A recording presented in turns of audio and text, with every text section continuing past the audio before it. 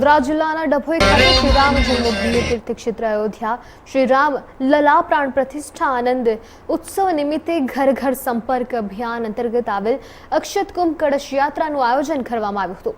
ડભોઈ ગાયત્રી મંદિર ખાતે શ્રી રામ જન્મભૂમિ તીર્થક્ષેત્ર અયોધ્યાથી શ્રી રામ લલા પ્રાણ પ્રતિષ્ઠા આનંદ ઉત્સવ નિમિત્તે ઘર ઘર સંપર્ક કરી અભિયાન હેઠળ પહોંચેલ અક્ષત કુંભ રામ મંદિર તેમજ ગાયત્રી પરિવાર દ્વારા તેનું પૂજન કરવામાં આવ્યું હતું અને જે બાદ ડભોઈ શહેરના પટેલ વાઘા વિસ્તારમાં આવેલ શ્રી રામજી મંદિરે પહોંચી રામ ભગવાનની આરતી કરી કળશ યાત્રા સંપન્ન કરી હતી।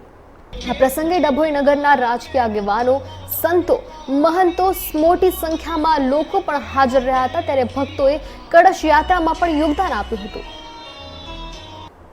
જય શ્રી રામ। આજ રોજ અયોધ્યાથી પૂજિત અક્ષત જે આવેલા છે એની કળશ યાત્રાનું આયોજન કરવામાં આવેલું છે।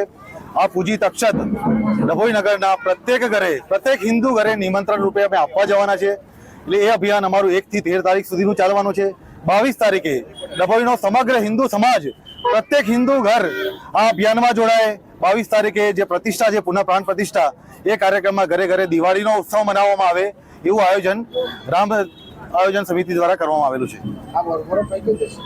આ રામ મંદિર સુધી, ડભોઈથી વડોદરા ભાગોળથી રામ મંદિર સુધીનું કળશ યાત્રાનું આયોજન કરવામાં આવેલું છે।